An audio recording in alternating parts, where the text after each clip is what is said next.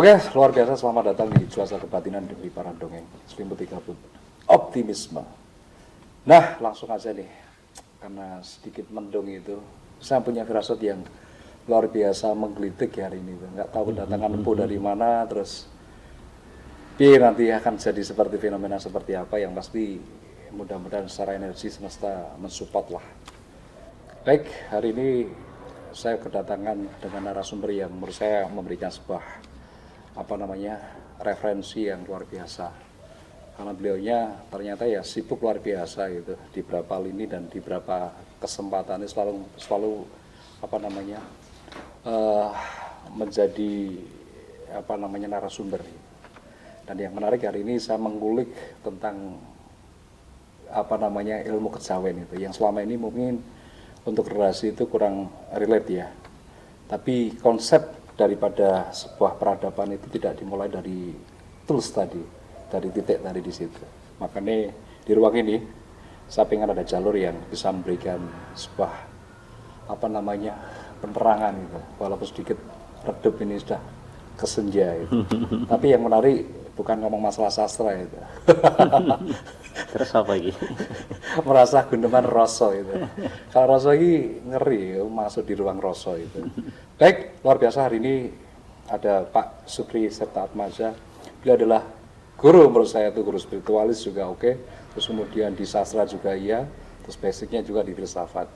Sekarang kreator digital men. Ya saya bilang gitu ya. Kreator digital itu.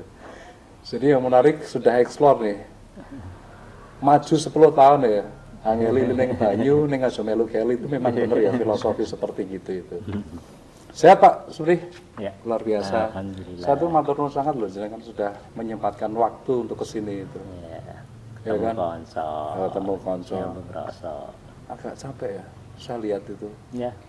Saya lihat energinya agak capek itu. Iya. Terposer itu. Enggak. Konda toh, fisik itu tidak bisa membohongi loh ketika kita beradaptasi seperti gini itu. Agak capek Pak Supri itu, karena luar biasa, soalnya agak sibuk juga. Ya, ngalir aja. Ngalir ya. Tapi yo nutil Pak, jangan ngalir juga, fisiknya juga diperhatikan loh. Iya. Ini bukti saya sayang ya kan, bukti sayang seperti gitu. Memang harus dijaga. Mesin. Ya. Mesin itu memang harus dijaga juga itu. Oke. Ya, baik. Di ruang ini Pak Bri kita bisa ngobrol-ngobrol apapun itu, ya kan. Sangka podcast ini bagian dari unek-unek dan kegelisahan selama proses itu. Kan gelisah. Loh, ada dua sebetulnya itu. Bisa jadi karma saya, bisa jadi dharma saya. Karena kehidupan dinamis seperti gitu kan. Seperti gitu. Makanya saya ingin menemukan partikel-partikel nih itu, supaya bisa membuat sebuah gumpalan yang menurut saya itu untuk mengisi kesemestaan saya. Saya dalam arti itu bukan kemudian jumawa terus tak taruhkan di sini gitu. Tapi beli sistem yang ada di dalam organ saya gini. Gitu Pak Supri. Bisa jadi situ dharma saya loh ini. Atau jadi karma saya loh. Tapi kita nggak ngobrol masalah karma dan dharma. Gitu. Ya. Hari ini kita ngobrol masalah tentang filosofi ya Pak ya. Filosofi terkait masalah sangkan paraning tumati tadi di situ. Karena kalau kita ngukur lagi ya tidak terukur kalau kita ngomong sangkan paraning tumati. Karena ada hubungannya vertikal sama horizontal di situ, ya kan? Dan di situ ada titik detak, nah itu yang mungkin bisa harus dicermati di situ. Itu. Hubungannya dengan bit, tempo dan sebagainya gitu. Oke, yang menarik hari ini kita bicara tentang masalah sangkan paraning tumati gitu. Ya roto apa ya men apa karena mau mendekati maghrib. Rasa diangkat. Iya. Lem ini sama atau berat sama didiku filosofinya kan masih dipakai. Iya. Gitu Pak Bri, saya pengen dapat informasi terkait masalah saya itu kerasukan itu, sangkan paraning tumati tadi. Karena di filsafat Jawa sendiri kan ada nanti ujung-ujung sama tan kena kinoyongo. Saya buka dengan dong. Monggo Pak Bri. Ya. Ini saya bicara dari mana dulu? Dari hilir kemudian ke hilir. Oke. Jadi kalau kita bicara sangkan paraning tumati itu kan memang salah satu titel atau tema yang memang itu sangat kental dengan budaya Jawa khususnya atau Nusantara secara umum. Jadi kan sangkan itu bermakna asal muasal. kemudian paran itu sesuatu yang akan dituju.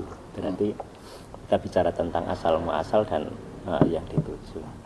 Baik. Nah, dalam sebuah siklus kan antara sangkan dan paran itu sebenarnya kan menuju ke satu titik. Titiknya berasal dari situ dan kembali ke situ, dan itulah yang disimbolkan kalau di dalam angka itu angka wijaya.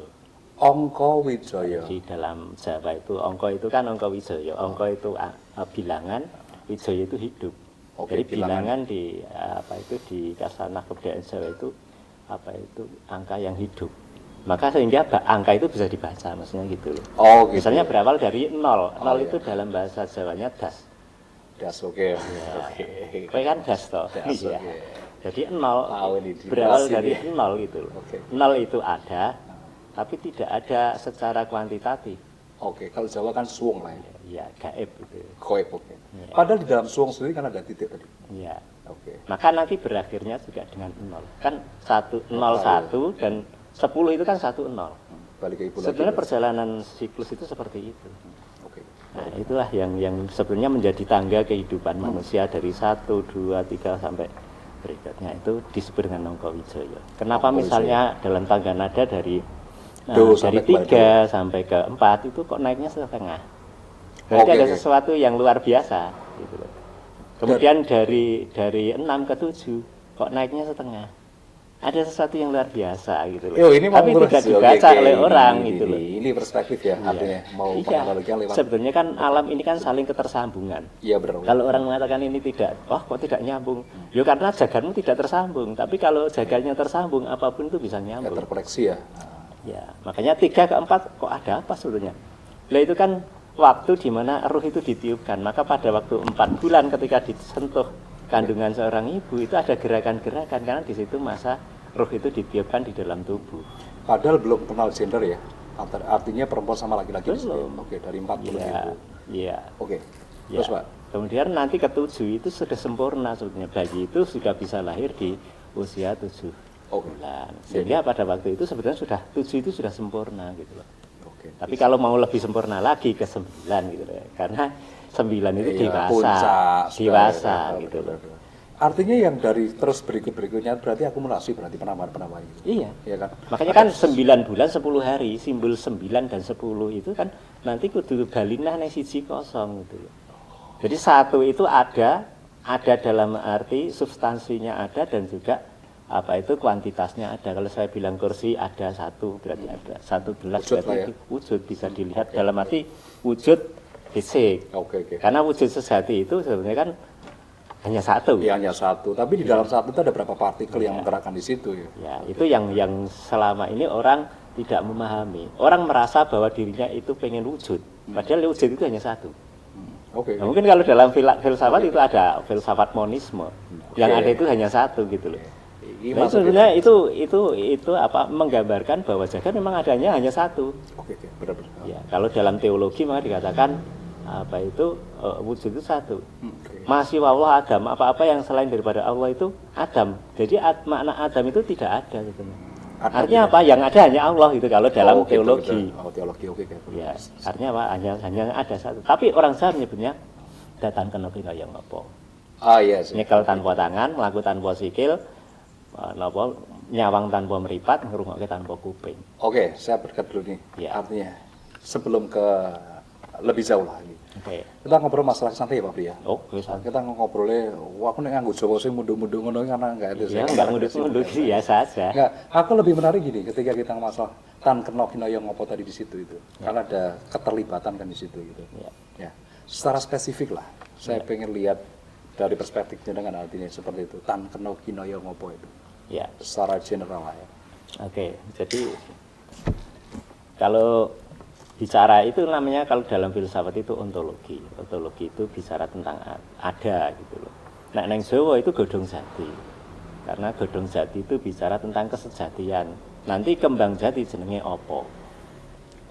Ya, jadi opo itu sebenarnya menunjukkan tentang kesejatian. Pertanyaan tentang kesejatian.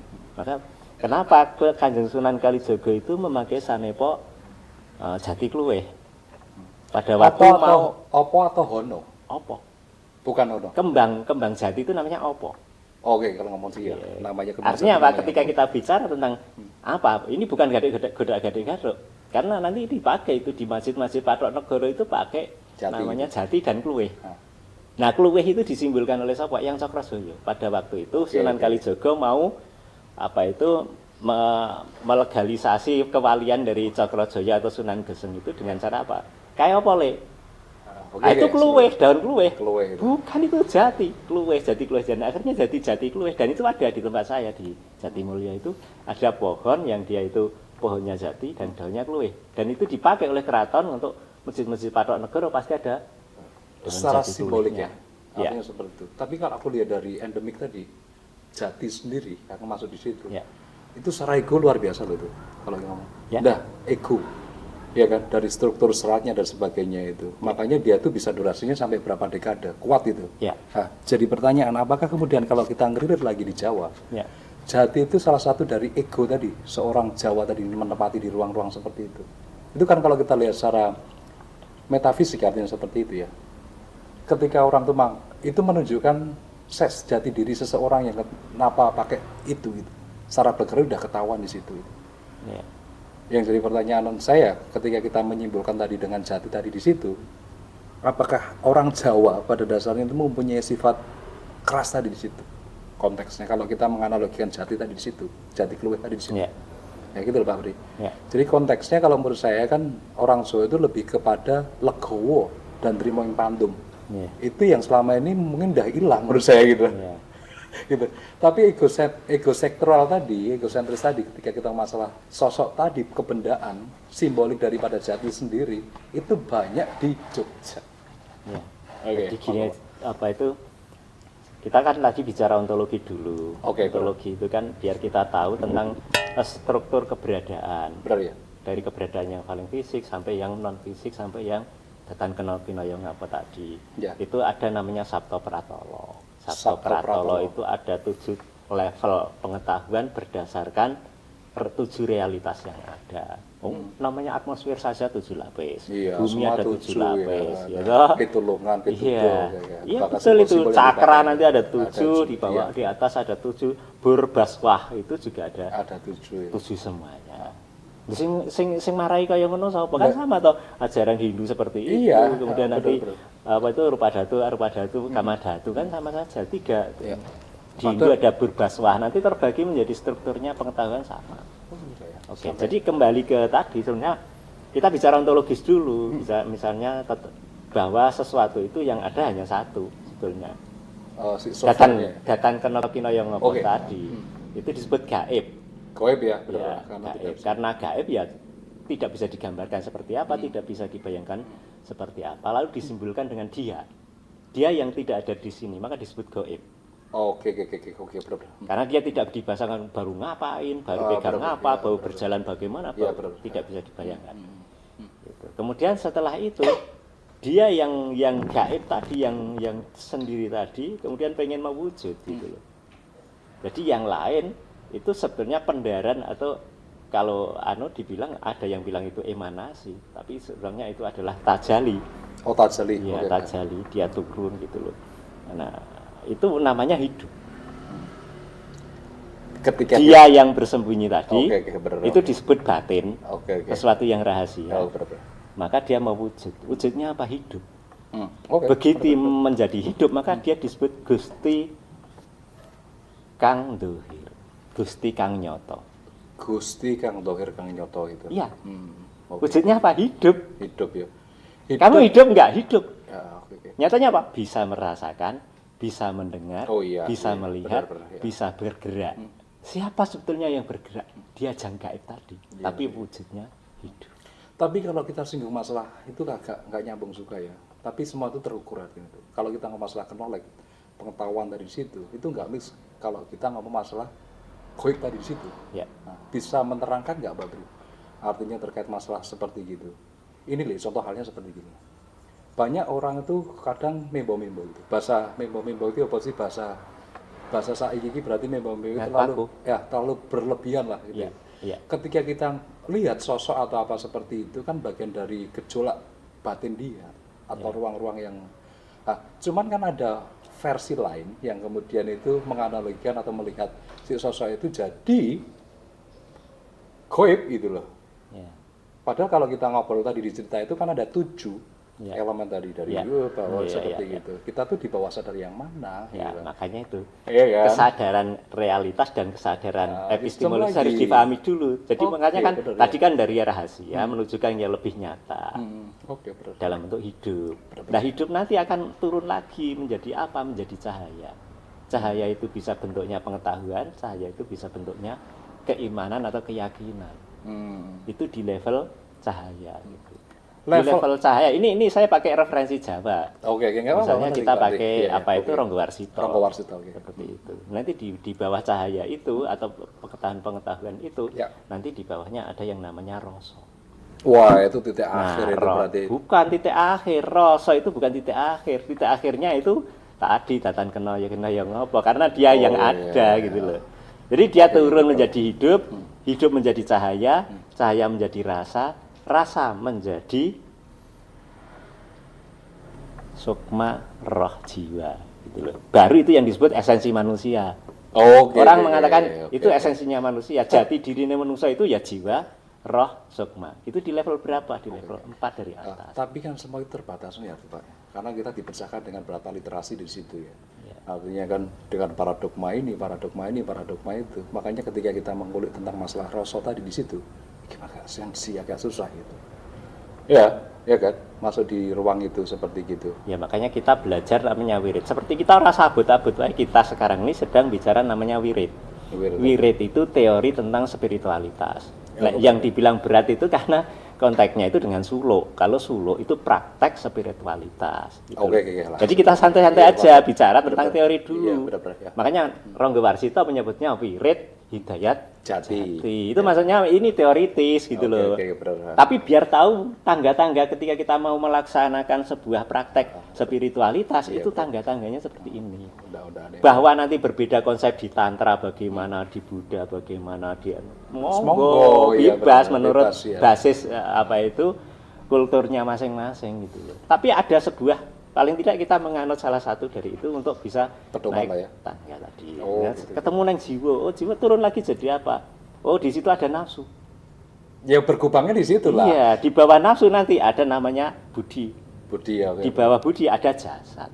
Jasad. Nah dibalik berarti jasad itu di paling luar dalam jasad manusia ada namanya budi atau nalar atau pikiran. Nah, kalau saya tuh masih menggunakan ketika seorang itu masih berdiskusi, ketika itu masih di ruang pikir, itu berarti kan memikirkan, berarti dipikirkan dan sebagainya. Kalau seperti itu. Tapi kalau dia sampai ke tone yang tadi difaham tadi, berarti dia tuh bisa memahami sebuah konteksan di situ. Ya kan? Cuma yang saya perhatikan di sini kan mereka tuh masih di ruang itu. Iya kan? Makanya kalau kita sudah paham epistemologi dan ontologinya tadi, kita mampu meletakkan gitu loh. Orang bicara fisik, berarti levelnya jasad. Bicara pemikiran. Orang agama itu pun banyak yang berbicara katanya dari Quran, hadis dan sebagainya. Sebenarnya yang dibicarakan itu akal budi. Karena apa? Dia fikih. Kalau fikih itu fuqaha, itu pengertian atau pemahaman. Ketika itu level pemahaman, maka dasarnya akal. Kalau dasarnya akal, pasti itu namanya paradigma. Paradigma itu cara berpikir. Sehingga cara berpikir berbeda-beda. Kenapa muncul mazhab aliran pemikiran? Karena menggunakan pikiran. Sepakat dengan itu. Dan pikiran itu, kalau orang-orang belajar hipnotis, itu blocking. Diafirmasi lagi di Karena situ. apa? Di situ yang timbul adalah sugesti dia. penyimpangan-penyimpangan justru. Enggak. Itu kan sebetulnya dengan pengetahuan tadi, knowledge tadi, sebuah pengetahuan. Orang itu bisa diakumulasi dari proses tadi. Contoh halnya misalnya seperti ini, Pak. Dokter itu bisa ngeriset. Iya kan? Itu nanti ujung-ujungnya juga disangkan para antropati ada cerita seperti itu. Dokter itu kan akumulasi saja. Dia tuh lihat berapa pasien misalnya seperti itu. Keluarnya seperti gini, berarti penanggulangannya seperti gini. Ya kan? Terus misalnya dia gejala seperti gini, nanti penanganannya obatnya seperti gitu. Nah, akumulasi dari seperti itu loh Pak, menurut saya itu. Ya kan? Itu yang disebut dengan sains. Dan dia berdasarkan penelitian, berdasarkan induksi atau berdasarkan dari umum ke khusus atau dari khusus ke nenek moyang. Itu logika tapi kan orang masyarakat kita misalnya leluhur kita itu selalu bilang niteni. Ya, betul. Titan seperti itu kan. Betul. Kalau kita menguasai Titan itu bahkan dari vibrasi, energi itu bisa muncul, ya kan? Dari mana dia itu belajar itu? Ya, Seperti itu. Mungkin kalau dalam bahasanya teologi itu sunatullah, dalam bahasa kita nitani. Kemudian dalam bahasanya menjadi dogma atau hipotesa-hipotesa, karena apa, banyak hal-hal yang menjadi pengalaman keseharian yang kemudian itu dibakukan itu akan menjadi batal ketika ada fenomena baru. Pas lagi ya. Nah, itulah yang kemudian tidak bisa dipastikan. Ilmu pengetahuan itu relatif, makanya modernisme yang sudah begitu gagahnya dihancurkan dengan namanya postmodernisme. Itu karena apa? Selama ini pemikiran mainstream didasarkan pada rasionalitas. Tapi begitu rasionalitas ternyata banyak hal-hal yang tidak rasional, yang tidak mampu dijangkau oleh rasio, lalu dibatalkan oleh postmodernisme. Walaupun itu sama, basis pemikirannya masih rasionalisme. Tapi kan Mbak, di situ kan ada versi ya. Saya selalu mengandalkan versi tadi sama referensi seorang tadi di situ.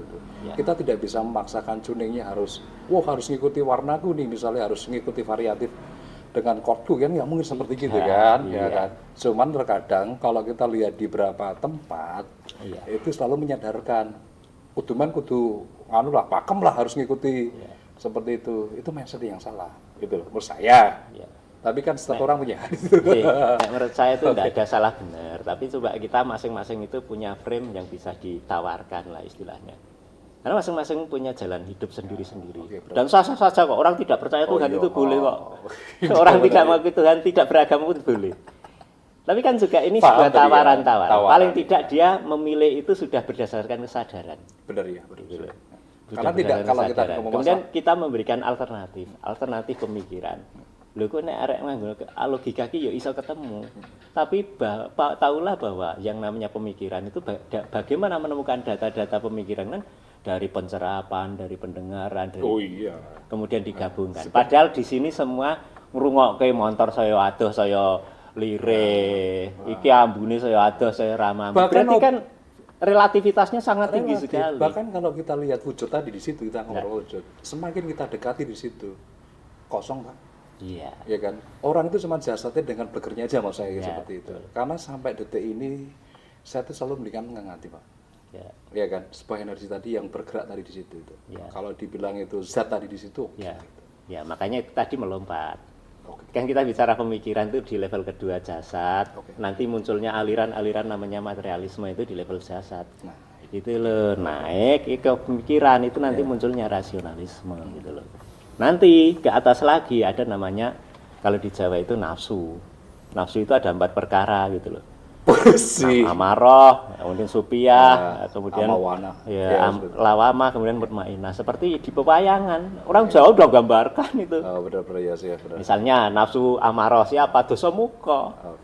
Itu kan marah-marah. Simbolnya apa? Merah. Letaknya di mana? Di selatan. Udah di referensi Jawa sudah. Bahkan di satu titik berarti bisa diakomodasi seperti ini.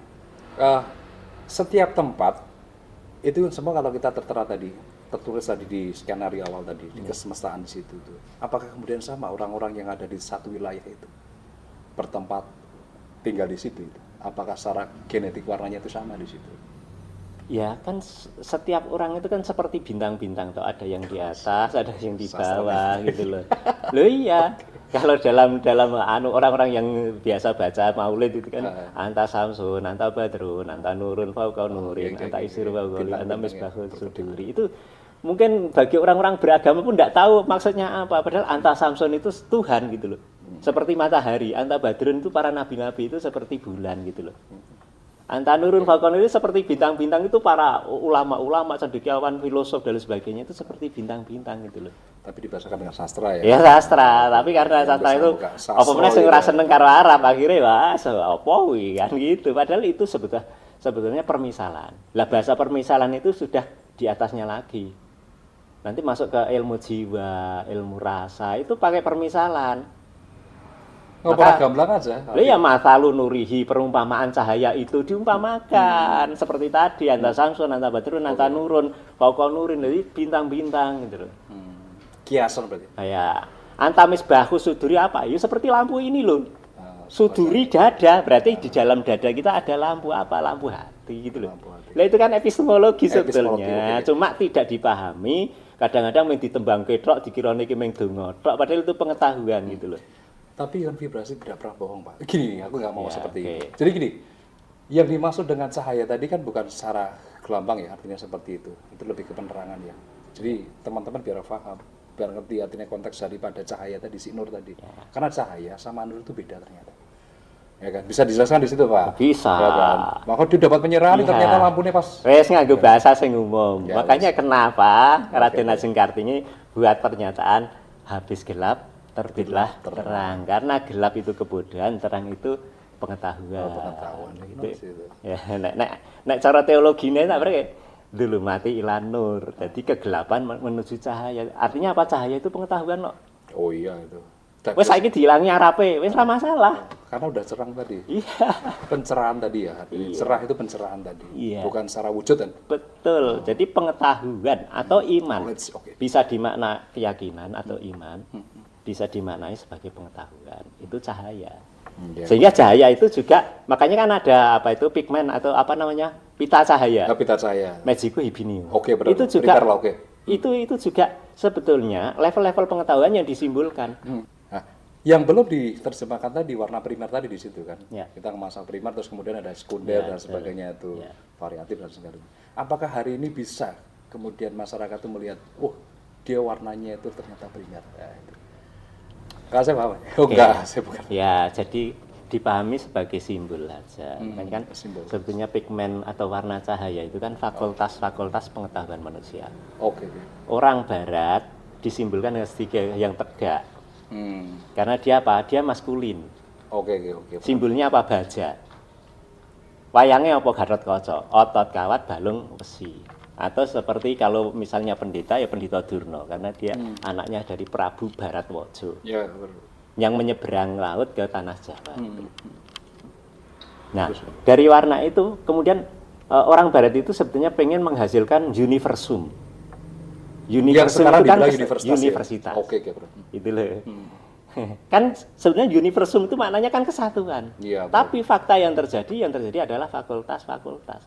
Kalau bicara fakultas itu berarti bagian-bagian. Maka ada fakultas biologi. Kalau satu konteksnya fakultas itu universitas itu kan kompleks ya kan. Cuma kalau fakultas sudah pecah berarti. Nah, makanya terus itulah seperti cahaya yang mengenai prisma yang tegak yang pernah saya praktekkan waktu SMP. Dia langsung tercerebram menjadi 7 cahaya. Bisa dipraktekkan itu. Gradasi lah maksudnya. Iya. Jadi begitu cahaya itu dikenakan pada prisma yang tegak itu, dia langsung tercerebram menjadi 7. Pelangi pun dia dan itu pun semakin tinggi itu dia menunjukkan tadi derajat-derajat epistemologinya tadi. Jadi yang paling tertinggi itu ya ungu. Kenapa para wali yang itu tahu? Kenapa saya pakai baju ungu? Ya, itu karena itu yang tertinggi gitu dari fakultas pengetahuan gitu. Kemudian ada segitiga terbalik. Privasi ya. Kalau yang tegak tadi disimbolkan kalau di Mataraman itu adalah gunung, segitiga terbalik itu segoro. Segitiga terbalik. Iya, itu simbol segoro, feminin gitu loh. Maka ketika segitiga tegak dan segitiga terbalik itu digabungkan, menjadilah bintang daun. Ya kan, segi 6 gitu loh. Segi 6, Ya. Dari perspektif mana? Nah, yang segitiga terbalik tadi itu kan samudra. Kenapa di Mataraman itu kidul kok Nyai Roro Kidul itu simbolik sebetulnya. Nah, ini menarik. Ya. Feminin. Feminin, oke. Iya, yang sana maskulin karena apa kiainya sapu jagat. Gitu loh. Tapi itu simbolik loh. Ya, iya benar. Saya maknani juga seperti itu. Cuma masyarakat kita. Ya. Kata mungkin ya, Pak. Ya. Terkait masalah simbol itu atau kan mungkin terputus secara pendidikan juga. Ya. Literasi terbatas. Itu jadi problem ya. Artinya itu. Enggak juga. Enggak, bukan seperti itu. Enggak gini. Artinya kan itu proses juga ya, arti pada akhir itu. Memaknai sebuah simbolik itu, kalau kita tidak paham di situ, maka terjerumus kita. Iya kan? Ya, tapi ya memang semua itu kan ada lingkungannya sendiri-sendiri tadi. Seperti di segitiga itu atau segitiga terbalik itu ada masa-masa tersendiri di mana di lingkungan level pengetahuan, level kesadaran, level bahkan apa yang kemudian kita konsumsi juga ya. Iya. Ya kita sendiri harus memahami posisi kita dalam level pengetahuan tadi di posisi mana misalnya. Tadi ada pertanyaan misalnya nek ana wong sing ngaku ngene itu masuknya di level roh gitu loh.